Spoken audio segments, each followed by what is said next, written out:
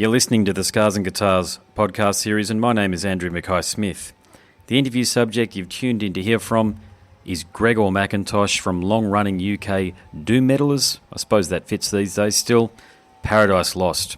The reason for the conversation is to promote the band's 2017 December tour of Australia. So let's hear what he has to say. Here we go. Called Medusa, that will be released on the 1st of September. What can fans expect? Well, if it's fans, I would say stylistically, the nearest thing I could liken it to is maybe somewhere between Gothic and Shades of God albums. Somewhere between those two, stylistically, that's the easiest way to explain it. Really, I would say it's more of a doom metal album than either of those two records, though. Really. Yep. It's very raw, organic sound, and that's because it's literally just as it was mic'd up and recorded. There's not one edit on any guitars or drums on there. It's just as it was recorded. So you're either going to love that or you're going to hate it, because I know there's a big trend in mainstream metal to, there's a whole generation of people that don't even know what a real drum kit sounds like. Because it's all there's been this trend to have very, very compressed sampled drums in metal, and to me it's just getting a little boring now. It's every record that I grew up with sounded completely different from the next, and it had its own personality, and that was kind of the idea behind the recording on this record, was to get an album with personality. Regardless of whether you like it or not, you can tell it from the minute you put it on. Yeah, no, that's fantastic. That recording-wise, that was the idea. But writing-wise, it was probably dictated by the last song that we wrote for the previous album, which was a song called Beneath Broken Earth. And it was a very doomy song, and we just loved how it turned out, and we loved playing it live, and we just thought, hey, let's do a full album, this kind of thing, Yeah, I'm going to just take a tangent for a moment, because you did mention something that I think is really important there, and that's about this whole, I'm going to call it an insidious trend of using drum machines instead of real drummers. Now, I had the pleasure of talking to the drummer Thunderstick, who of course was in Samson and the pre-recorded version of Iron Maiden last night, and he's released a new record called Something Wicked, This Way Comes, and we spoke for about an hour and a half last night, actually, and I love what he's done with his drums, not just with the album, but the way he's actually approached putting drums to the tracks as well. And he's got this old school shuffle feel, and I realised after I spoke to him and I re-listened to the album a couple of times today because I'm doing a review for it, that the thing that separates the album is actually the drumming. That's what it is. I'm so used to these triggered drums and these programmed drums, and another drummer that I'm a bit of a fan of is Pete the Feet Sandoval from Morbid Angel. Right, yeah. I mean, I don't think people understand that. I don't want to misquote here or say the wrong thing, but I understand that he didn't use triggers. I don't know how he did that, or am I wrong? I happen to know for a fact that he did live, and because Paradise Lost toured with Morbid Angel in '93 in America, and he had D drums on every drum. D-drum triggers on every drum. Right, okay. Do you think that was just for economical purposes in terms of just to keep his sanity and also his stamina consistent? No, I think it was the start of a trend. I think that was the beginning of a trend where, because drummers were playing so fast, they can't actually give it any type of, for want of a better word, pasty. They can't hit with any gusto. It's all very light and tappy, and it's not going to come out. It's not going to come out front. It's just going to sound like a wash. Yes. So you have these triggers on faster drummers. Well, you can hear it with like Nick Barker now. There's triggers on a lot of the stuff that he plays live. I mean, he's a great guy, a good friend of mine, but he plays so fast that it needs triggers to be even to differentiate between what he's playing. Jesus, yeah, okay, that's a fair call, mate. Yeah. And I think this whole trend began with Morrisound. That's the first time I heard it. The Morrisound Studios in Florida. Yeah, that was the first time I heard kick drum triggers. With the clicky kick drum sound. That was the first time I ever heard it. And then it kind of developed from there, you know. So, like the early Death Records, Human, that sort of thing with Chris Reinert, I think the drummer's name back then.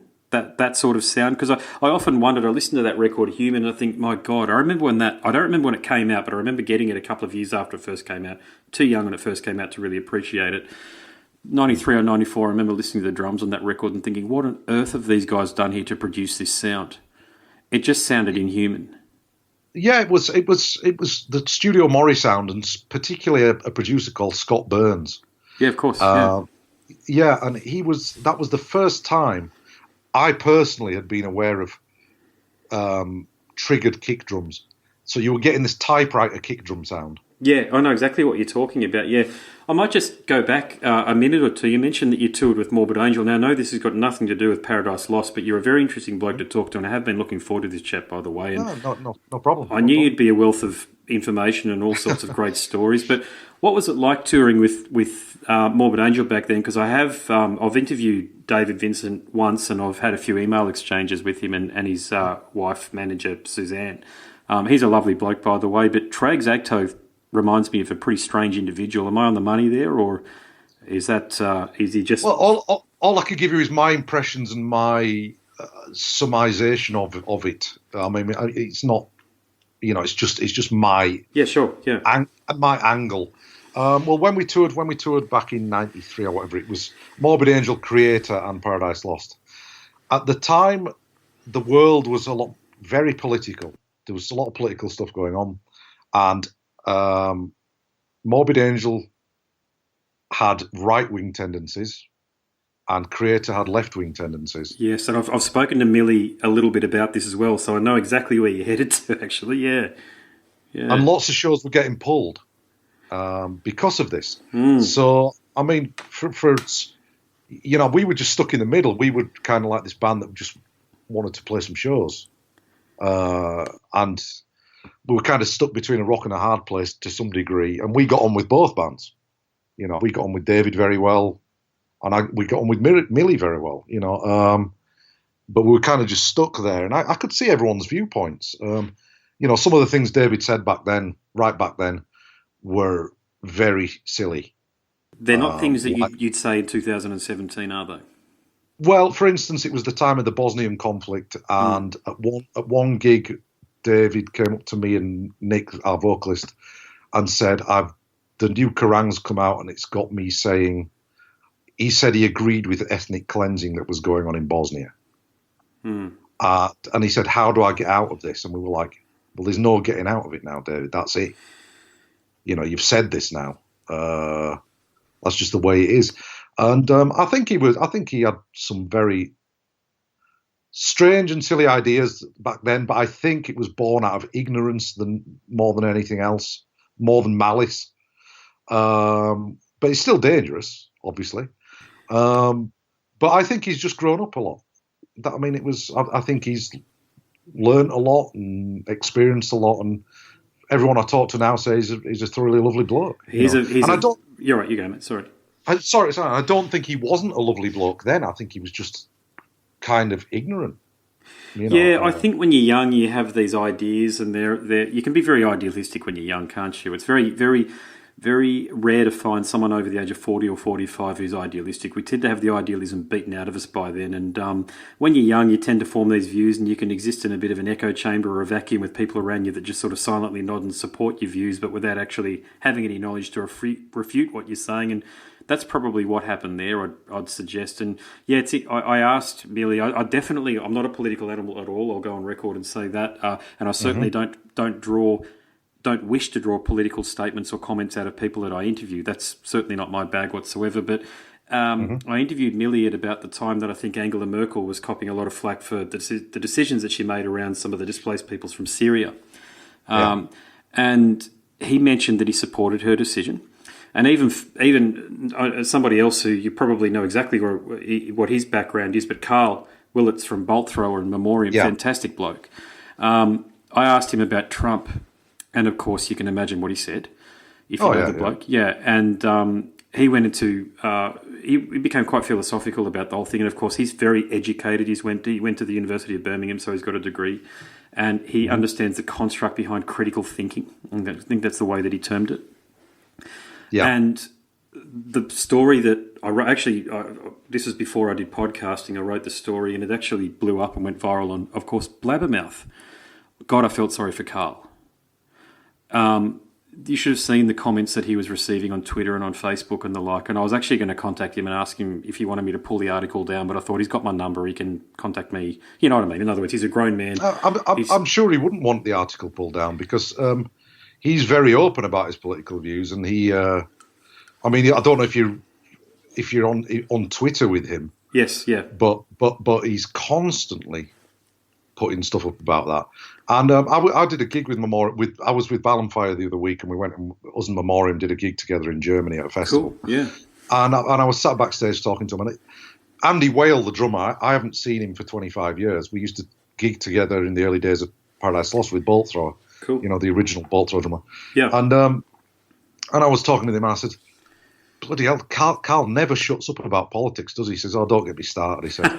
He said, we just tell him, we just sort of switch off when he starts going on about Jeremy Corbyn and things like that. So yeah, Carl's, he's very opinionated. And if you're in a position where you're in a band and you're very opinionated, you're going to get flack from both sides. You're going to get people who agree with you and people who don't disagree with you. It's like, for me personally, I have fairly strong views on various matters. Most of them are ethical. And I don't really like politicians, full stop. Which is why I don't really put it out there too much.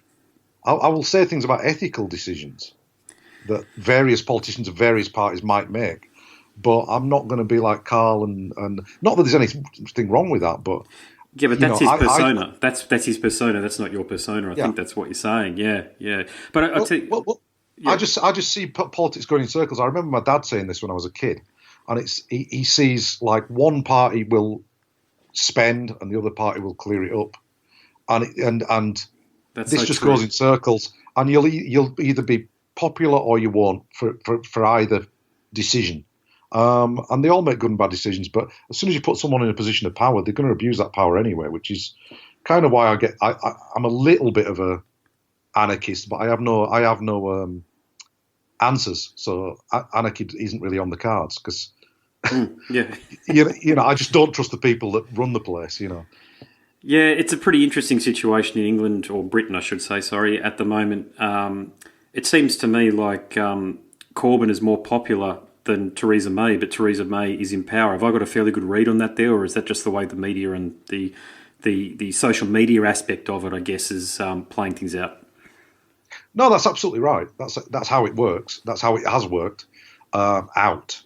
But whatever your views are, the thing that annoys me is at the moment in the UK is that there's all these referendums and the polls and whatever else, and it just seems to me that the people who lose don't like losing so much.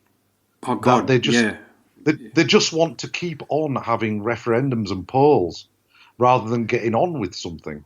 And I might not agree with the result of certain polls and certain referendums, but it's detrimental to just keep saying, well, let's just keep having these polls and referendums until we like the result. Whatever happened... That defeats democracy. I mean, that's not democracy then, is it? I couldn't agree more. And whatever happened, this is in Australia too, by the way. Australian politics and English, God, I said it again, British politics and Australian politics are fairly similar in that I think I might be completely wrong here and not have my finger on the pulse, but it feels like as though we've lost an aspect of bipartisanship, just running the country for the good of the electorate. Yeah. I think a lot of the major Western countries suffer from that, and that's probably why Trump got in. I think you're dead right there. I think you're spot on. Because they were just sick of the rhetoric. I don't think between you and I, anybody else is listening, I don't think people that voted for Trump actually voted for Trump at all. I think they voted for just someone to come in and break up the system and drain the swamp. I think was one of his cue cards. Exactly, that was an incredible moment in history, really, wasn't it? When I think about it, it was just this really bizarre situation where a reality TV star and a bloke who inherited his father's millions and business sense he's now the leader of the free world, effectively, no matter which way. You know, a lot of people disagree with that statement, saying, no, there's no more free world anymore. It's a bit different than that. That's your old world that's old world language that you're using there. But look, at the end of the day, the US is still the strongest political or economic and military country on the planet. And this is the bloke that's leading them. And you sort of think, how's the next 3 years going to play out? Well, I don't know if you've ever seen it, but I remember seeing a film years and years and years ago, a Mike Judge film. And From I can't remember the name. The Beavis and Butthead guy? Yeah, but I can't remember I can't remember what the film was called. But it was a political film, but a comedy. And it was the biggest WWF wrestler. A guy went into a coma, and when he woke up, he came out of it. And this wrestler was the president of the United States. And it was like this bizarre situation comedy where, like, as if the biggest wrestler in the world would become the president just because he's the biggest, most popular wrestler. But it's life imitating art, isn't it? Again, I think that film is called Idiocracy. Right. Okay, that'll be it. Yeah. Okay. Yeah, I'm just googling it now whilst I'm chatting to you. I'm just trying to. It sounds a lot like that, actually. Yeah, it's talking about. Just for the people that are listening, I'll just give the very quick synopsis. I won't give the whole thing, of course, but Idiocracy is a satirical science fiction comedy film directed by Mike Judge, of course. The film tells the story of two people who take part in a top-secret military human hibernation experiment only to awaken 500 years later in a dystopian society where advertising, commercialism, and cultural anti-intellectualism have run rampant and which is devoid of intellectual curiosity, social responsibility, and coherent notions of justice and human rights. Okay. It sounds like it's on the same wavelength, doesn't it? Well, that's what popped into my head the morning I got up and that Donald Trump was president.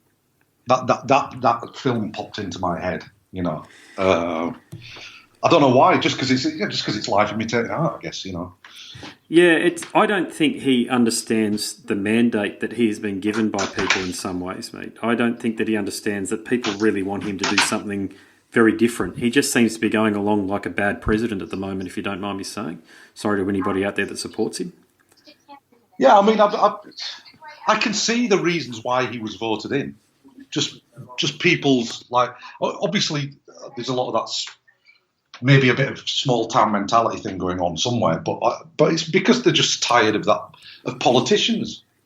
And I think the same thing's starting to happen in the UK, where people are just tired of this rhetoric, and nothing really changing. And I guess if you get someone who's making outlandish promises, yeah, you know, they're going to go, hey, well, at least something might change. But I don't know. It's something that's a fairly contentious issue, really, you know. Yeah, no, agreed, mate, agreed. Well, let me ask you something then about the music industry, because I have read a few. You've actually offered some very good quotes that are available on the internet, as George W. Bush used to call it. And one of the quotes I read on Blabbermouth, it was from a few years ago. But what was unique about your comments is that they didn't attract the usual trolls and the people that taunt artists for having an opinion. So evidently many people agree with your philosophy. So what's your take on how things are going in the music industry in 2017? My take on it, I think there's a lot of good and a lot of bad that happened when the internets happened. Yeah, I mean, obviously a lot of the revenue that was within the music business that filters down eventually to bands disappeared. So you get labels that have very little money. You can't really do videos that well anymore. You can't, you know, the touring budgets are non-existent. You know, lots of things have changed, but positively, things like Bandcamp came along, which is like the modern tape trading, I guess. Yes. You know, so there are lots of positive things about it. I mean, there's things like you don't need as many people involved in the chain to get your music heard, if anyone. You know, you don't need these creepy advertising people anymore. You don't need hangers on at management level and things like that. You don't need all that anymore. Record labels had too much money at one point anyway. Yeah. So it really shook them up and made them realise, look, we can't just sit back and be fat rich men behind desks anymore. We have to actually go out and work for our money. But yeah, it's a lot tougher, but it certainly makes you work for it. It gives you a hunger, I guess, I suppose, in a way. Yeah. It's a double-edged sword. I mean, what can I say? I mean, when I was first touring, yeah, there was a lot more money in the music industry, but I couldn't ring home. I couldn't talk to my family on. The internet's provided lots of things. The world's a much smaller place that you can. I can tour for 7 weeks and I can talk to my family every night. Face to face. Yeah, it's great. Wonderful, isn't it? I know I've done a lot of travelling, and I've only just finished my career, if you like, as a telecommunications account executive, so as I can focus on this and do this full time. And the last 2.5 years, I spent completely away from home, living out of a suitcase on flights and all the rest of it. No complaints. It was a decision I made, and frankly, I enjoyed it. But one thing I did notice, I used to use this or Skype or this application called Blue Jeans to talk to the kids. But yeah, it was interesting. My youngest, who is now 2.5 years of age, I virtually lived out of a suitcase the entire time she's alive, right up until a month ago. So there are good and bad things from the perspective that I think nothing. I mean, you're a touring musician, so it's a very different scenario there. That's part and parcel. And I'm sure your family's completely used to you being away for months at a time. But for me, in my role, it was like I sort of had to make a decision: do I keep doing this, or do I get out? Because it's not like there's any end in sight, like the end of a touring cycle. It's just this is where the work is. Go. Yeah. Well, no, but there was a similar point in our careers where I had young kids. I mean, my kids are grown now, but I had young kids, and we were away from home. We could have been away 2 years straight, and the only way you could contact home is if you went out searching for the currency of that particular country, then go and search for a phone card. Then hope you could find a phone box that accepted that phone card, and then you'd have to hope that the person was in, because they had to be in for the phone to ring, And more often than not, you didn't talk to anyone for a week, 2 weeks on end, at any given time. And having young kids, I mean, it did make you question, like, what the hell am I doing, Oh yeah, definitely. I can appreciate that. So, but mate, how have famously, with the exception of the drummer role in your band, you are entirely intact from your formation in the mid '80s, if I'm not mistaken. So, how on earth have you not murdered each other over that long period of time? There's been moments, but I think the big factor would be sense of humour. I think we take the music very seriously, but absolutely nothing else in this industry, or indeed in life, do we take that seriously at all. You have to be able to laugh at pretty much anything, otherwise you just become really cynical. And also knowing when not to speak to someone as much as when to speak to them. Knowing everyone's boundaries is something you only get from knowing people for quite a long time. But I think the thing about sense of humour and also like ego are things that are problems within bands. The bands that I've known that haven't made it, or haven't split up. Haven't managed to stay together. It's always been someone's had an ego, or someone's taking something too seriously, and I think it could be just down to the area where we come from, because it's a very self-depreciating sense of humour, and you're not encouraged in any way, shape or form with your chosen profession. And any amount of success you have is beaten out of you. And there are good and bad factors to that. The good factor is that's probably why we stay together, because no one can have an ego and everyone kind of laughs at themselves. But by the same token, sometimes I envy the Finns and the Swedes, where one of their bands gets a modicum of success and everyone champions it. I remember the first magazine cover we ever had. We were like celebrating it, at a friend's house. And then we went into town where we grew up, Halifax, and we went to our local pub, the Rock pub we used to go in. And we went in and everything went quiet. And then all of a sudden, this guy who we'd known for years says, "But aren't you going to buy us all a pint then, you rock star bastard?" And that kind of just sums it up. I mean, you're kept at this base level your entire life anyway, whether you like it or not. So you're from the same part of the world that Venom, the guys in Venom are from. Am I correct in saying that? They're a tiny bit further north than us, but it's a very similar outlook. Yeah, okay. They'll have had exactly the same thing, yeah. Yeah, I'm talking to Abbott on tomorrow night, actually. I'm really looking forward to that one as well. Actually, it's been a good week this week for interviews, I've got to say, yeah. So you mentioned the great nation of Finland there, and your drummer is Finnish. That's I'm going to mispronounce your name here, mate, but I apologise if you're listening, but Valtteri Väyrynen, is that your drummer's name? I've been attempting to say it for the last few years now. Valtteri Väyrynen. No, I can't say it even. We call him Walt or V. Okay. So yeah, it's pretty difficult language to pronounce. I think the Finnish language. But you get along with him obviously because you're in two bands with him. Yeah. Yeah. Well, no, he fits in really well. Yeah, I'm in two bands, but that's another thing. That's another thing about where you grow up. All the bands that Paradise Lost toured with over the years, the majority of the bands that we've stayed in touch with have been Finnish bands, and I don't think that can be right. like by accident. I think it's because we have very similar self-depreciating sense of humour and outlook on life. Some people might call it miserable or cynical, but I think it's just very kind of black humour. Yeah. So he fits in very well. In fact, he's better at life than we are, really, because we've been in this cocoon for nearly 30 years where we're just still teenage children. So, if we're in some kind of place in the world and we're lost in a city centre or something, the rest of us will just be bumping into each other and he'll be the one reading the map. And he's younger than my son, so. I noticed that, yeah. I reckon you blokes would be great to go on a tour because I reckon you guys would be Monty Python fans as well.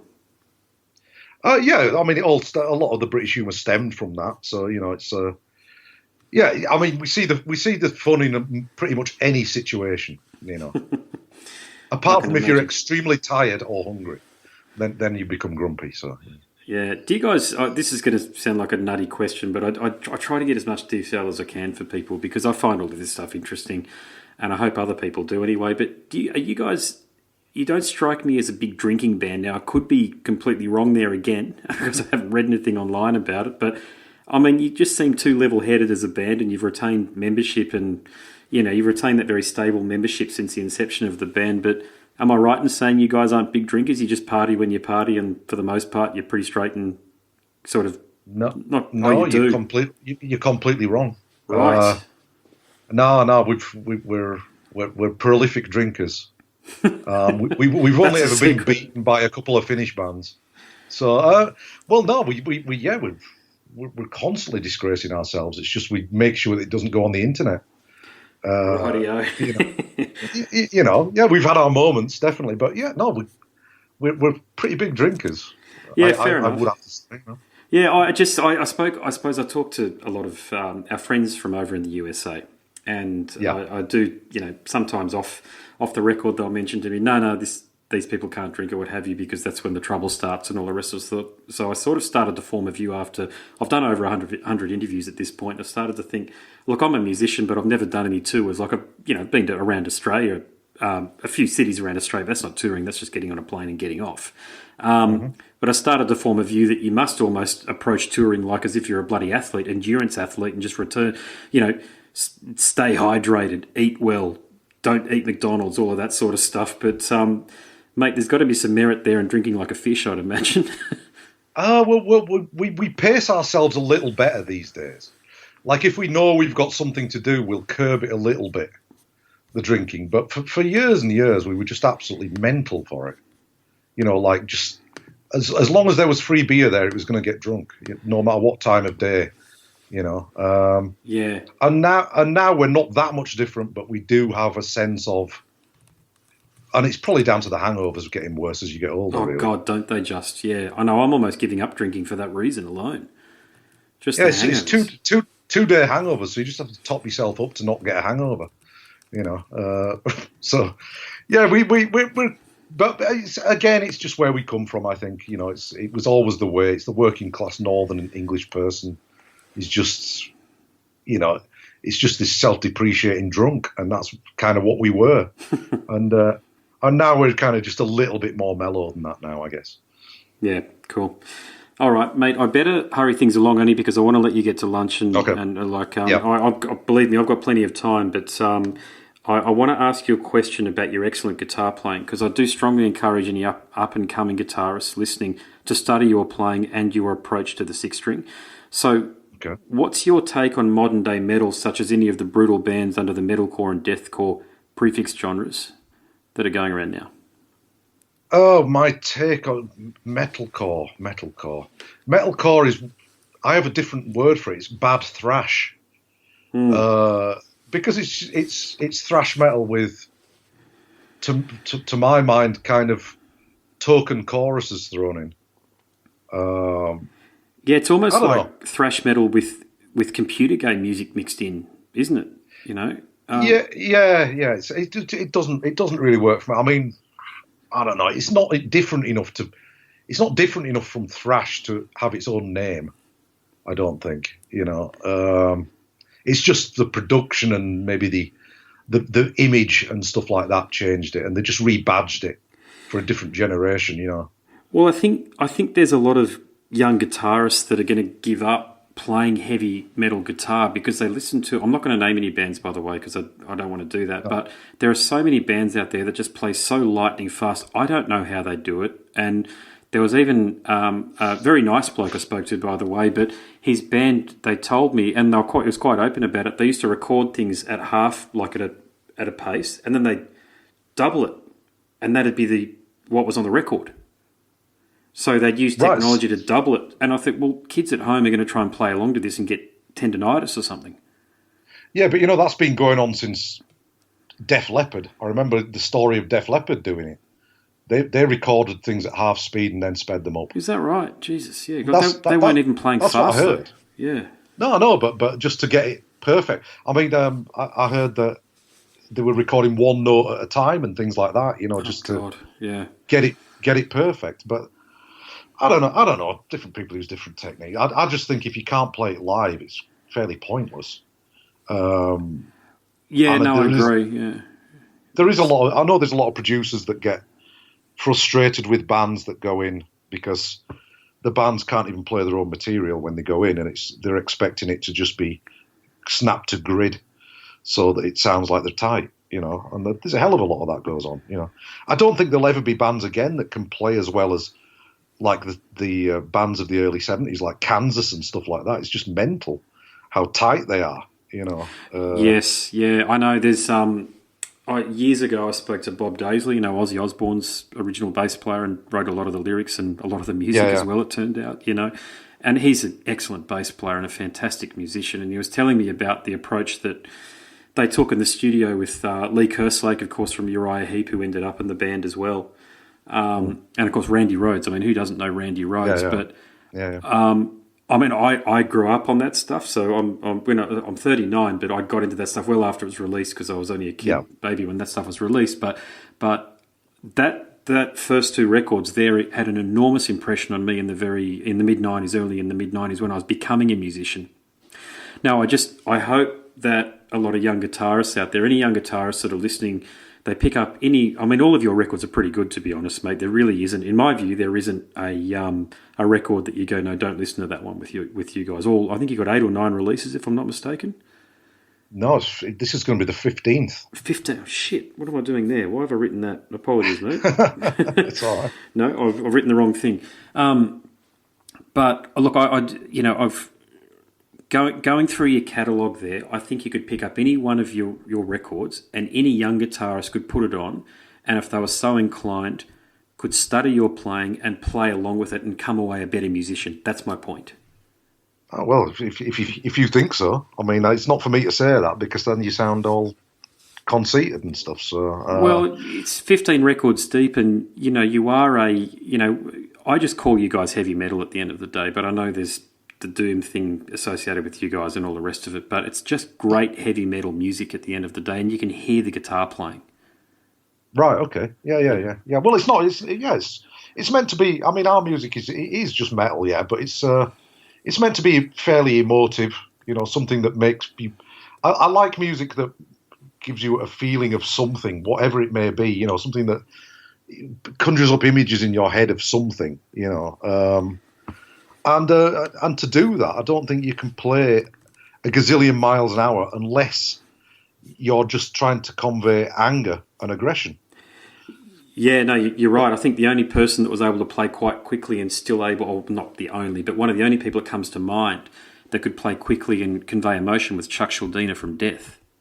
Oh yeah, he had a great style, great. Yeah, I mean, when I first heard the first Death album, I was walking up the stairs in my local record store, and I heard it come on, and I thought, "What the hell is this? It's great." Yeah. And that was pretty much the first death metal that I heard, but he had that great sort of, a very unique lead guitar playing style as well, Yeah, he did, and I also liked I don't know whether you heard the, well, people call it power metal, but it's not really that, but the album that he did with Tim Amar on vocals, Control Denied. No, never heard that. That's got some phenomenal guitar playing. Probably, actually, technically his best guitar playing that he ever did. But it's a record, because he's not singing on it, he brought in the wonderful vocalist Tim Amar to sing on it. It sort of gets overlooked. It's not a brutal album by any means. It's heavy. Yeah. It's fast at times, but it's got a hell of a lot of emotion in it. And of course, it's got Tim Amar's glorious vocal all the way through it. So it does get overlooked a bit. I think that'll be one of those records that people will look back on in maybe 10 to 15 years' time as the genre even further matures. And they'll go, yeah, that's a record that we missed. I don't know. I'm trying to find a record from the 60s or 70s that people are starting to pick up now. But I've got an artist in my head, but I can visualise him. I can see him bloody playing, but I can't remember. It's not even a metal artist. It's somebody else, but I digress anyway. My point would be that okay. I think Chuck Schuldiner and a lot of his work is going to be extraordinarily revered through time, actually. I think when say my kids grow a bit older, there will be a lot of people who go, yeah, he's the man, a bit like the way we look at Black Sabbath or something. Oh, well, maybe. Who knows? I mean, only time will tell, because you can never predict what's going to happen in a certain scene, can you? I mean, because there is a certain element of right time, right place. There is, and indeed, if you're not in the right time, right place, then you're going to just fall between the cracks. I mean, Lemmy always said that. He said, "I was at the right place at the right time." So I mean, talented guy and everything, but yeah, he's completely right. If he hadn't have been at the right place, right time, we'd probably never heard of him. Was there an album for you guys? So the album that the first album I bought from you guys was Draconian Times. Was there an album for you guys where you thought, "Oh shit, we're actually going to do this. We are a band that can tour and we are successful, and we might even be able to make something resembling a career out of it"? It was when we were touring the album previous to Draconian Times, Icon. Icon, yeah. We did this album Icon, and then all of a sudden we were getting put on MTV all the time, and we were getting asked to do all these tours. Like Sepultura asked us to do the Chaos AD tour with them, and we just seemed to be in demand all the time. And then it just seemed to slip out of our hands almost. Like we had no control over anything anymore. We were, apart from the music, it was all like, you're going here next, you're going there next, you're going there next. And before you knew it, we were away from home for maybe, with hardly any breaks, maybe 4 years straight. And it kind of drives you mad in a way. It's great because you feel all excited and you're at your pinnacle, and you're feeling like nothing can go wrong and all the rest of it. But at the same time, you're feeling like you're caught in something that you can't, you're on a bicycle without brakes, and that's why we start to diversify more, because we just wanted some control back, I guess, and something to keep it fresh for us rather than just a repetition, Yeah, no, I understand, mate. And the album that I think causes the most conjecture amongst fans, for Paradise Lost fans at least, I think, is Believe in Nothing. Do you get a lot of feedback about that to this day? That's generally thought of as the worst Paradise Lost album. I think most people say. Personally, I think it's it suffered at the time from compromise to a certain degree within the band, but not so much. It was more compromise with the label. We were on EMI at the time, and they remixed the album 2 or 3 times without us even being there, and completely took it away from us. And we just got the rights back actually about 6 months ago to that album. Right. Okay.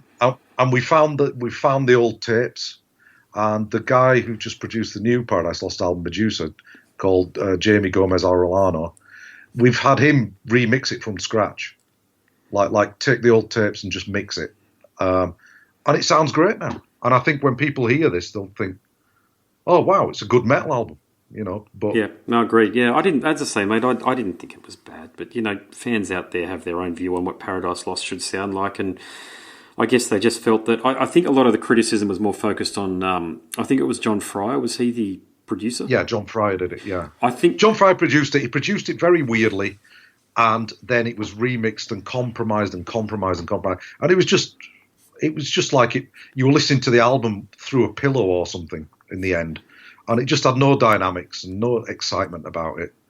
And I can totally understand why people said what they did, Yeah, fair enough, mate. Fair enough, yeah. Are any of those tracks going to be included on the upcoming Australian tour in December?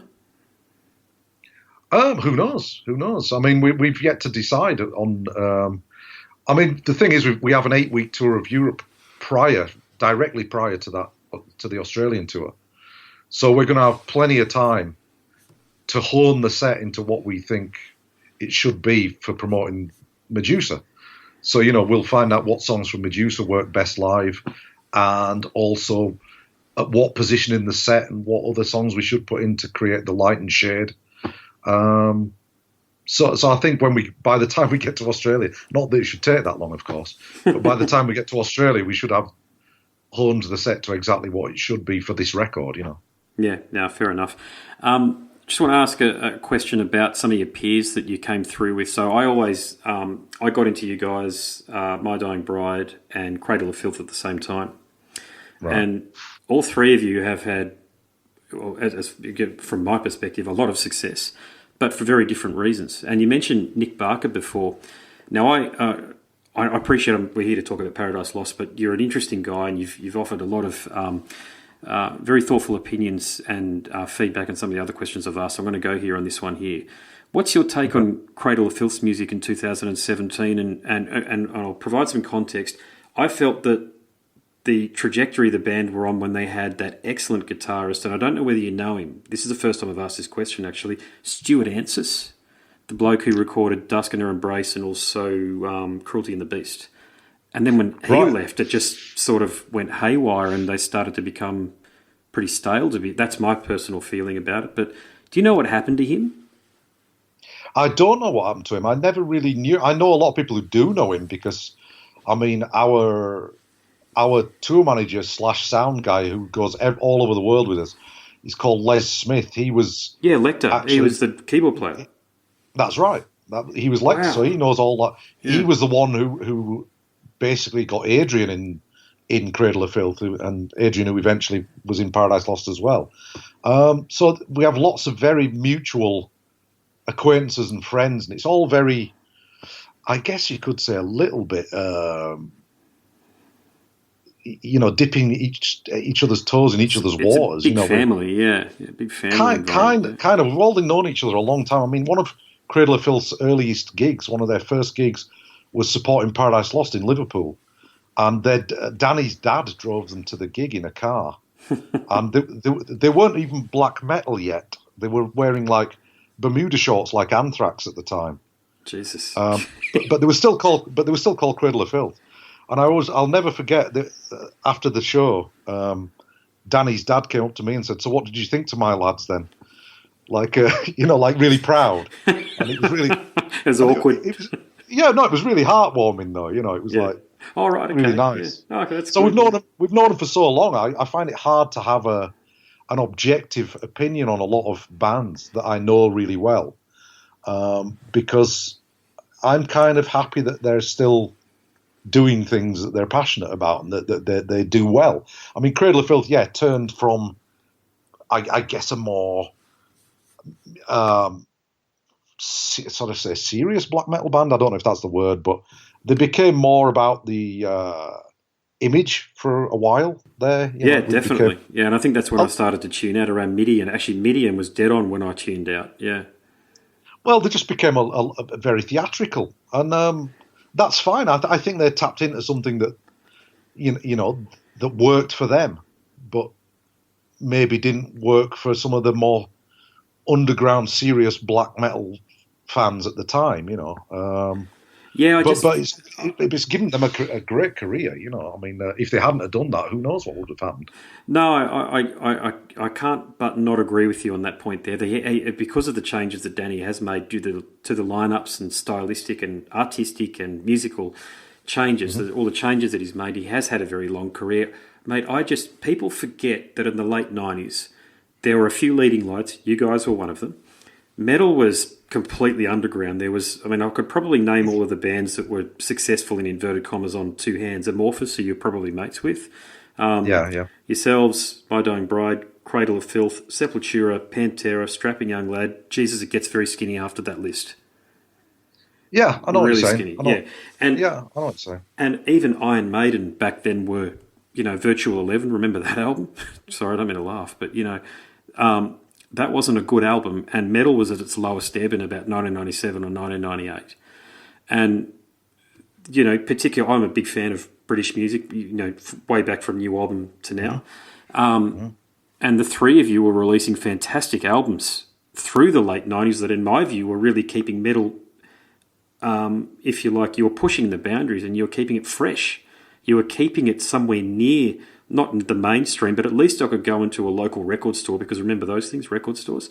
At least I could go into a record store and pick up a Paradise Lost album or a My Dying Bride album or a Cradle of Filth album. You were one of a select few bands that you could actually do that with back in those days. And I guess my point about Cradle of Filth was that in the absence of Iron Maiden effectively being Iron Maiden, I actually thought that was a trajectory that they were on, and a lot of that came down to the guitar playing of Stuart Ansis. I just loved that Adrian Smith-style guitar approach that he brought to that band, and when Paul Allender came back, they sort of went back to being this Slayer-style death metal-y sort of a thing. that technique that he has, that he plays. I won't go into too much technical terminology here, but Adrian was almost about to call him Adrian then. Adrian Smith. Stuart Ansis's guitar playing is very open. It's very broad, and I love listening to that. And I used to play along to it. Exactly that. What I'm encouraging people to do to your playing, I used to do that to Stuart Ansis's playing, and I think by doing that, I became a better metal guitarist. And I thought, mate, as I said, the opportunity came up to ask somebody who might have known him, so I've done that. But is he? I read online that he was running a record store somewhere. You see, I don't know. I really don't know. He's a friend of friends, so I haven't really kept tabs on it. I mean, obviously I could ask people like Les, Lecter or Adrian or someone, and they would know more than me. But the Cradle of Filth were a bit of a revolving door at one point. Oh, definitely, no question. Yeah. So it's hard to keep tabs on. Some people I still know, some people I don't know anymore. Life gets in the way when you're in a touring band. Sometimes people just have to leave for their families or for other reasons. And it's not a life for everybody. No, that's right. But Les or Lecter, I think, as a lot of people would know him, as he's referred to himself in the album booklets, was an excellent keyboard player. Yeah. That really, really did a lot for that band, I think, through his tenure. But I digress. Well, he went on to be in Anathema for quite a long time and co-write a lot of their stuff. So So what does he do for you guys again? Is he your keyboard player now, or No, he's our front of house sound engineer. Wow. Okay. So he's coming to Australia, is he? Yeah, he'll be in Australia with us. Yeah. Man, I'd love to catch up with you guys. Gosh, I know. Broad chat, I know, but I'd love to catch up with you guys and have a beer, actually. It'd be great. It's, Anyway, Mate, I've got one more question, and it is divided Okay. into three parts. And I want to take this opportunity to really thank you for the responses that you've given. This is going to make for an excellent podcast episode. It gives people some insight into my psyche, into some of the bands that I've loved through getting into heavy metal and the like as well. So I really appreciate that. So here's the first of my final three questions, and they're all about you, mate. They're all about you, Greg. Okay. So here I go. Greg, choose choose three words to describe yourself. 3 words to describe myself. Probably solitary is one.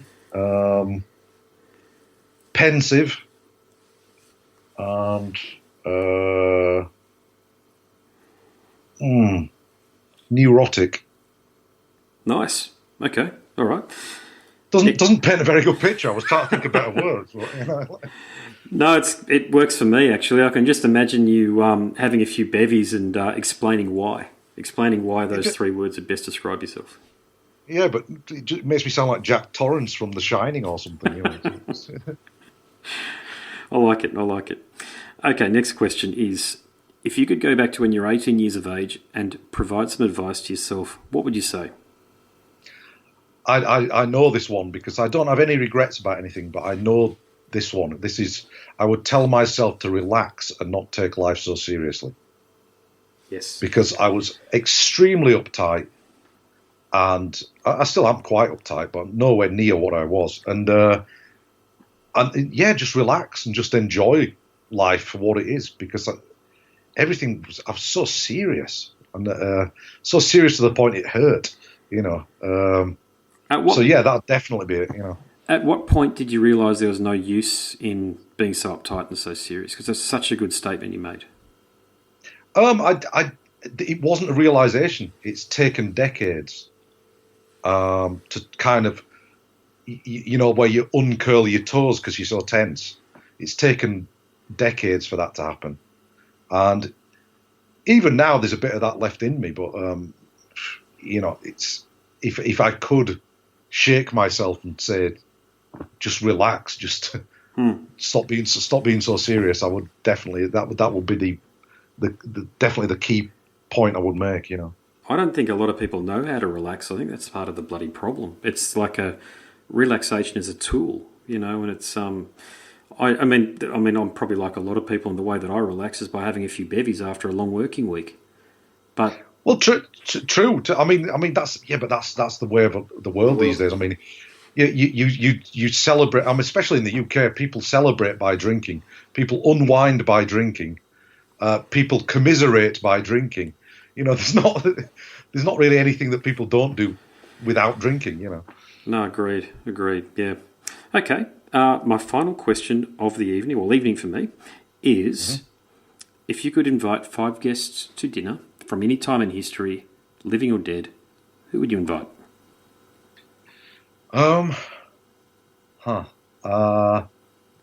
This is a weird one, and he's still living, but it's something that I've been obsessed with since being a kid. It would be Ted Neely, who played Jesus Christ in Jesus Christ Superstar, the musical of the motion picture, who still tours it now. I was just obsessed with it as a kid because my mother was. I hate musicals. I hate Jesus. I hate religion. but for some reason, I'm obsessed with this musical, and I always have been. And I'd just really love to meet that guy. I mean, I've seen him live once, but he's like in his 70s now or whatever. But I'd like to meet that guy. Sweet. Another guy, let me think. Probably I'd like Pete Steele to be there because he was he was a friend of mine, and he was a great force for music and an intelligent bloke, and he wrote some of the funniest lyrics that I've ever read that people didn't get. And just a great all-round guy, and created some great music, No, I agree. And it He's was sadly missed. sad that I mean, we did one of the last tours that he ever did together in the UK, and it was sad to see him so unwell and didn't seem very happy either. So it was, It's it's not good what very sad. happened there. Yeah, it's not good what happened there, actually. It's good. A lot of the musicians in Typo Negative have gone on to do very interesting things. I was talking to Rex from Pantera the other day, and Johnny Kelly's actually his drummer now. Yeah, he's done quite a lot of things, Johnny Kelly, hasn't he? I mean, initially he was just in this Led Zeppelin cover band or whatever, and then he did a few other things, and he did Danzig as well. Yeah, that's right. Yeah, and he's seems to be carrying on working quite a lot, doing a lot of things. The weird one is Josh, who I got along quite well with. Josh Silver, yeah. I got along quite well with him, but he had a few people took his humour the wrong way, maybe, and stuff like that. That whole band had an odd sense of humour, though, didn't they? Yeah, but Josh has kind of disappeared, and I mean, when we did that last tour with them, I was talking to him, and he said, "I'm actually in training to be a paramedic right now." It's almost like he knew he was going to just stop. Wow! Even then, he's not in the music industry anymore. Oh well, he's not in a band and touring anymore. Is that right? Not that I know of. But even back then, he was trained to be a paramedic. Like he knew he was just going to drop out, and this was before Pete Steele went. So interesting guys. Josh and Pete were very interesting guys, I think. Yeah, highly underrated band, I think. I should have included them in the bands, along with your good selves, in those bands that were keeping metal afloat in the late 90s. I certainly got into them. October Rust I thought was a great album. Actually, I know a lot of people don't consider that one of their better albums, but their cover of the, is it the Neil Young song, Cinnamon Girl, or the Bob Dylan song? Right, cover. Yeah. Yeah, great cover. No, they did some great covers. And what was the one, Summer Breeze that they did was... fantastic song as well. So so that's two, is it? That's two. Yeah, that's two. I'm trying to think of someone that isn't in music. I'm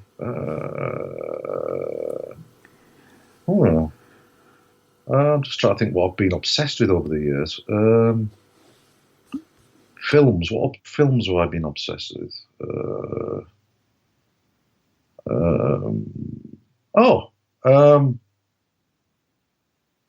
I think a weird one that I don't know why I'd want her there, but I just love one of the films that she was in. What's the name of the film? It's a ghost story film. What the fuck's it called? With Nicole Kidman. Oh yeah, where the daughter, her daughter's a ghost. Hang on, I'll Google. Yeah. Hang on, Nicole. The others. Yep. Gosh, you beat me to it. They're right there. Yep. Really, really love that film. Great atmosphere about it. And for that film alone, I'd like to meet Nicole Kidman. I don't actually like her in a lot of other stuff, and I think she's a great actress. She just overstretches herself sometimes, doing too many films. Yeah, I think she can be pretty wooden, actually. She's a bit like Keanu Reeves in that she's got a couple of facial expressions that she overutilises, and she... That could be Botox, though. I'm not sure. I wouldn't like to guess, but I remember as a kid having a VHS tape of her in a film called BMX Bandits. Oh yeah, I remember that. I went to the cinema to see that. Yeah. Completely different now. She had freckles and everything back then. They've all gone now. Yeah. Well, she's blonde and Hollywood now, so yeah. Yeah, that's just because of that film. I mean, I'm it's hard to think of people that you kind of want for this dinner party off the cuff because I don't really like people. You've done well so far. Who was a great wit? I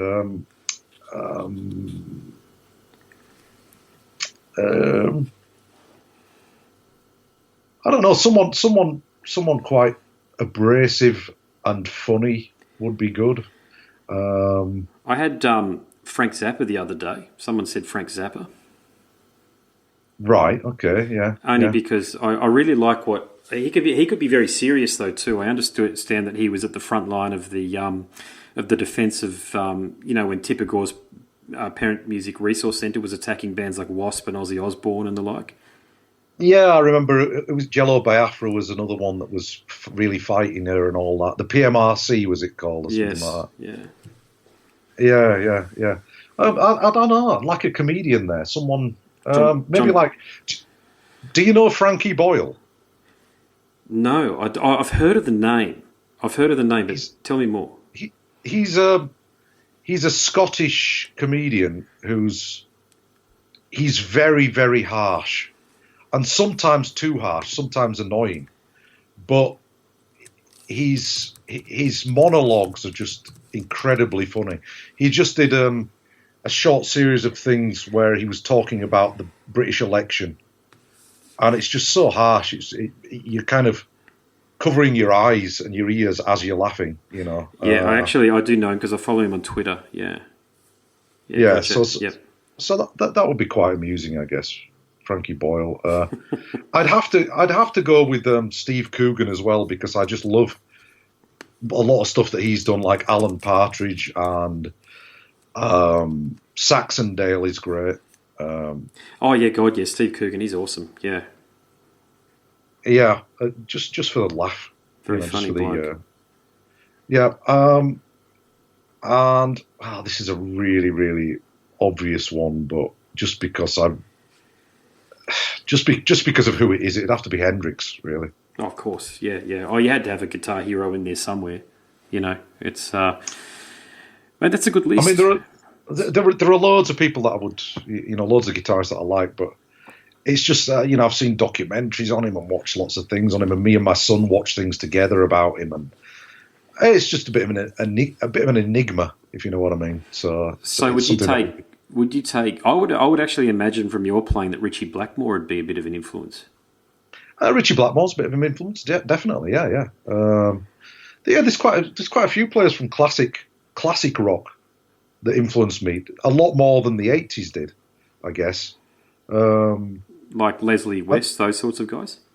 Just because I'm kind of into just feel more than dexterity, if you know what I mean. For sure. Yeah, you could always write a good riff, but you could always write a tremendous riff as well. That's where I think your classic rock influence must come from. I've always noticed that with you guys that have been in bands for many years and released many albums.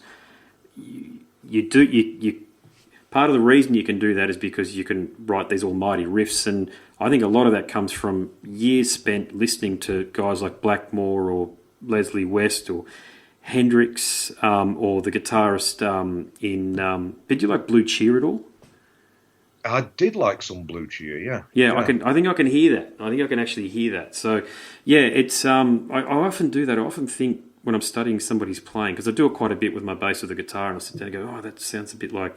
I don't know the names of the guitarist and name of the guitarist in Blue Cheer, sorry, but. Oh, that sounds a bit like that. I wonder if when he was writing that riff, that's what he was thinking about, or something like that. My mind tends to go into some funny places sometimes when I'm studying somebody's playing, but yeah. Yeah. Listen, I'm going to have to go, mate. Unfortunately, I only have half an hour till my next interview, and I've got to eat something. So, I'm sorry for taking up so much of your time, but I really appreciate it. No, that's all right. That's all right. No problem. Been a wonderful chat, and thank you so much. And I'll be in the audience at least when you come down in December. But if it's all possible, mate, I'd love to catch up with you and shake your hand and have a beer with you. Yeah, of course, and I'll introduce you to Lecter as well. Mate, that'd be unreal. Yeah, thank you. Okay, mate. All right, nice talking to you. You've been listening to the Scars and Guitars podcast series, and my name is Andrew Mackay-Smith. The interview subject you just heard from was Gregor Mackintosh from the UK outfit Paradise Lost. Thanks so much for listening.